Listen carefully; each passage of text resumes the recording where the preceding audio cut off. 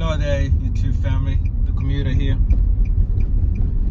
Thanks for joining me my ride home.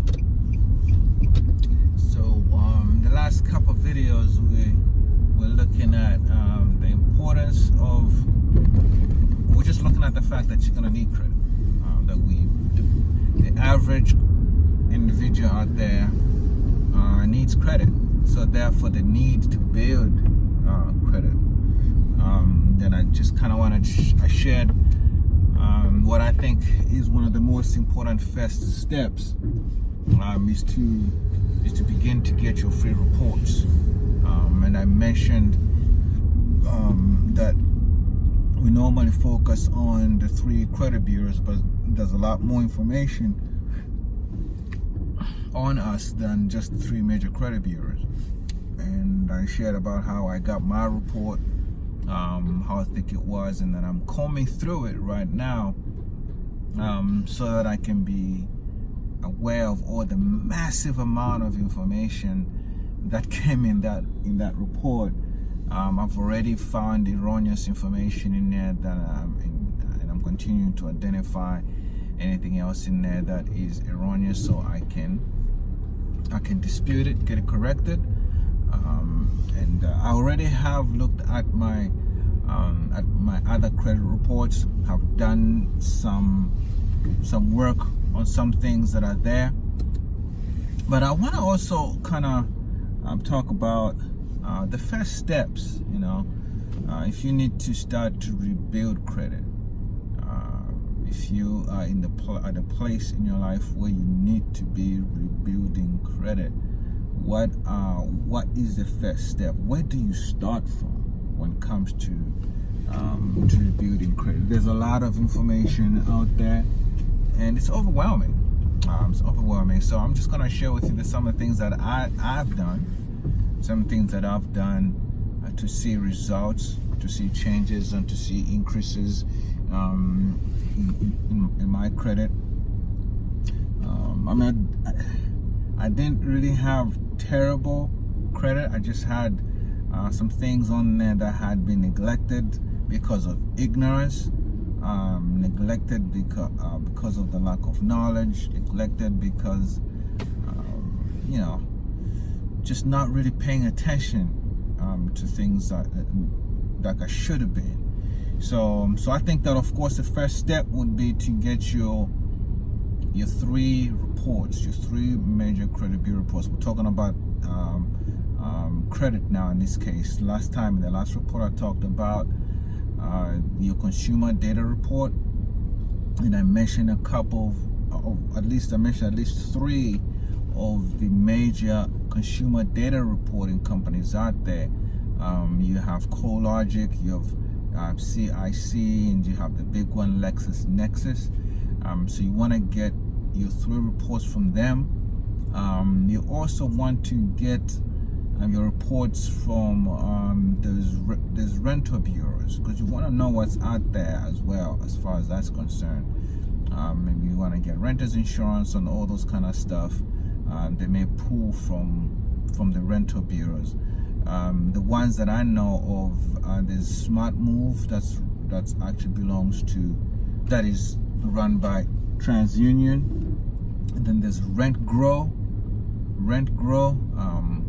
I'm not sure whether that's run by one or the other credit bureaus. And there's also Experian rental bureau, I believe that's what it's called, but Experian has its own rental bureau as well.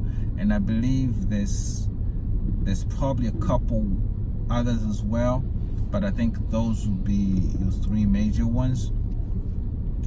So besides pulling your credit reports from the big 3,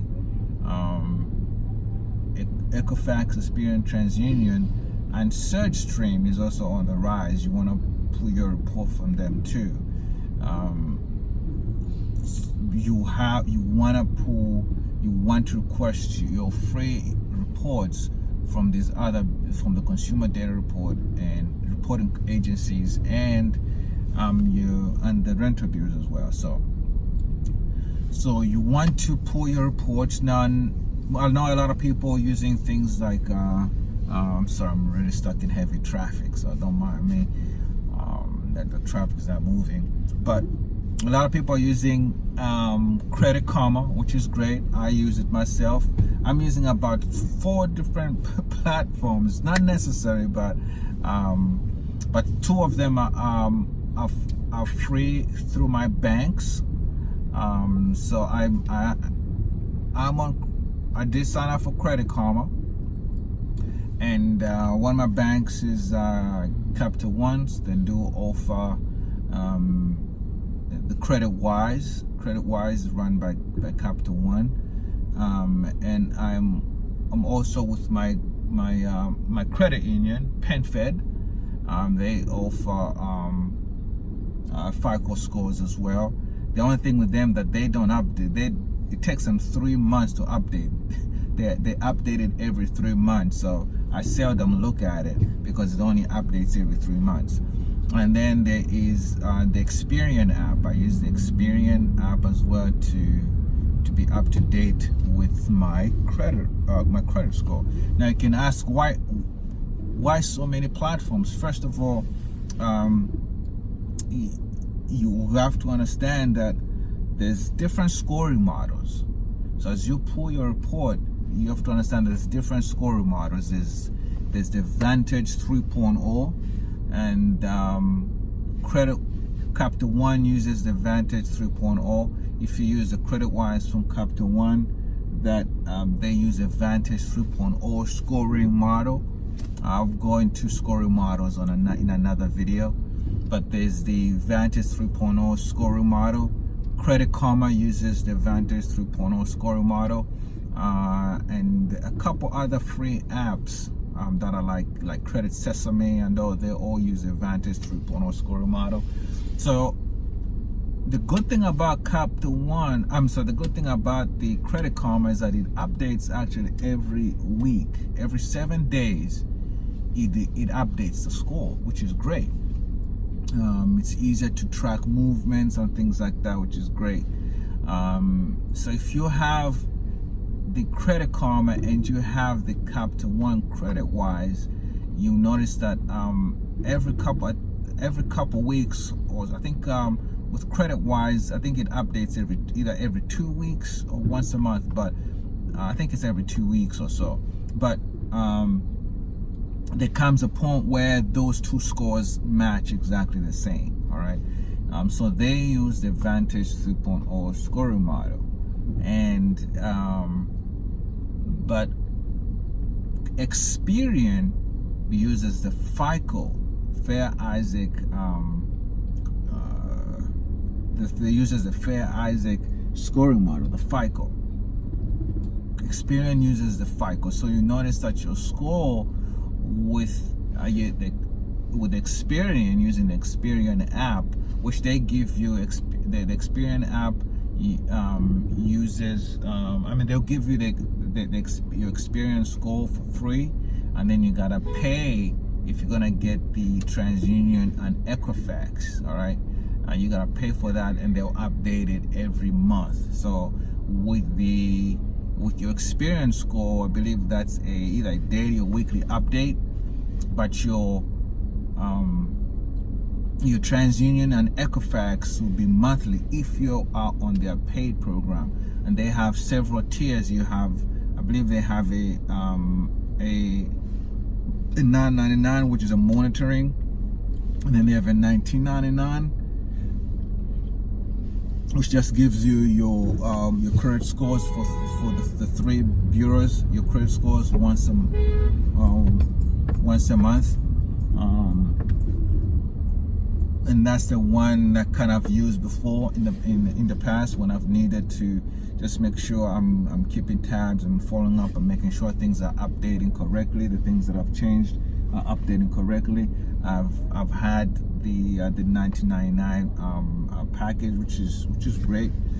You also can go directly to my FICO.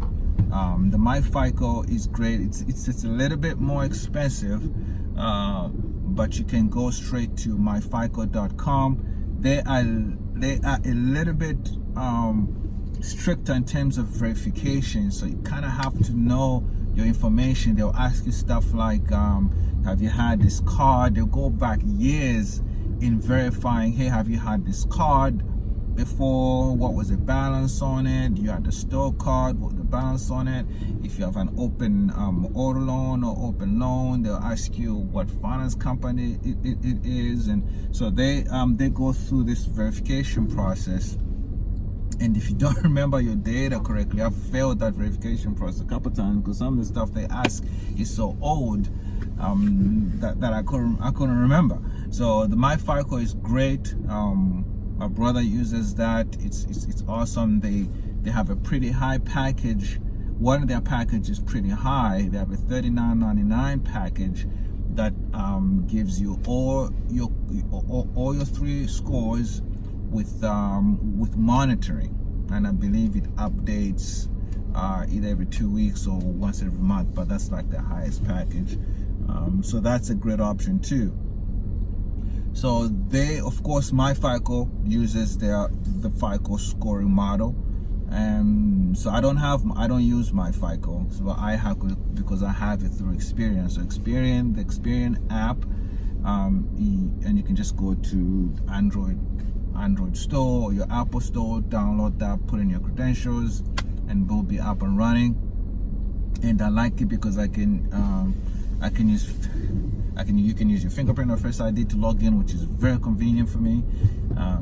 So I have that. It uses the FICO scoring model, and also FICO has within FICO itself, there's different FICO scores based on the industry. So there's a mortgage FICO, and I think even in that mortgage FICO, there's a FICO 2, there's a FICO score 2, FICO score 8, and the bank. There's also a FICO for the bank rate, bank card FICO.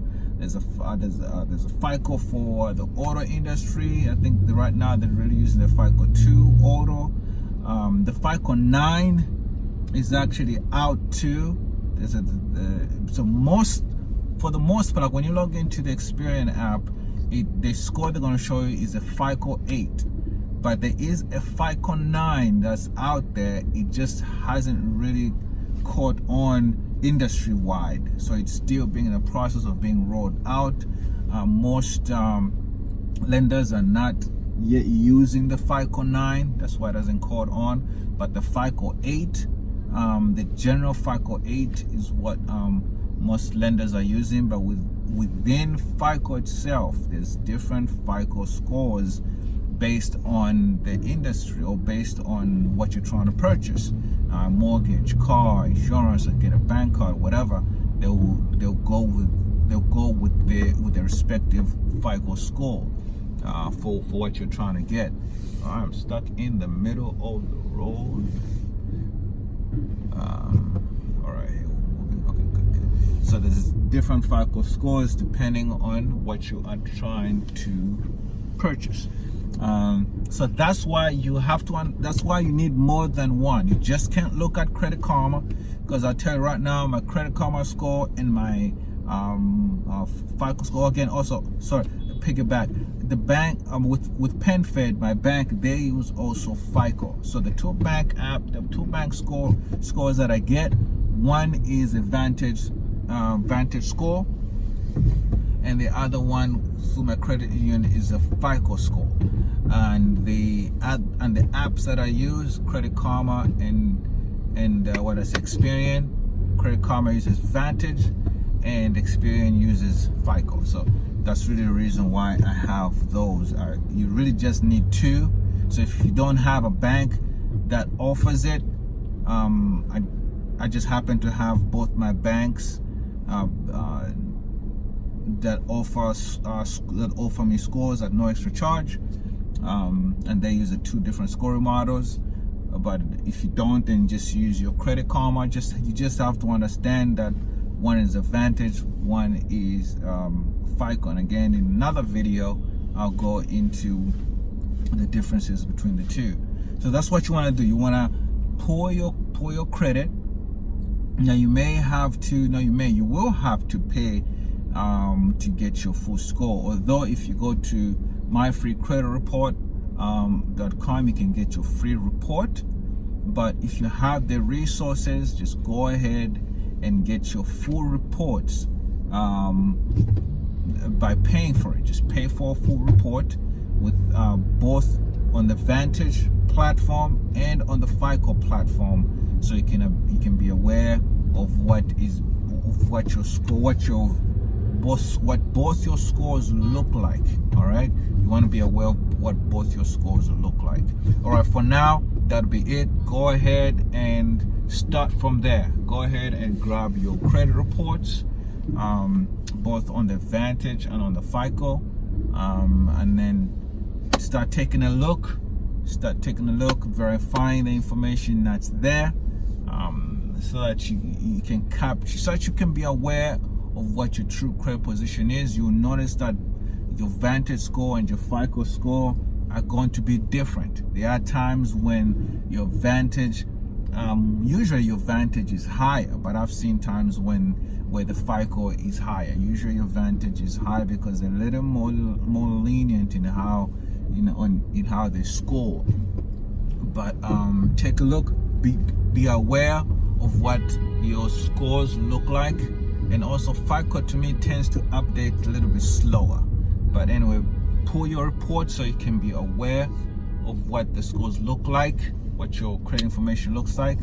And then in my next video, I'm going to talk about what I think is a good first step, or rather what has worked for me and what I think is a good first step in trying to rebuild your credit, so that you can be in a position where you can get what you need to get. Right, and let's bring this days of being declined for credit to an end. All right, then we can continue winning at this game called life. All right, y'all, catch you in the next video. Bye.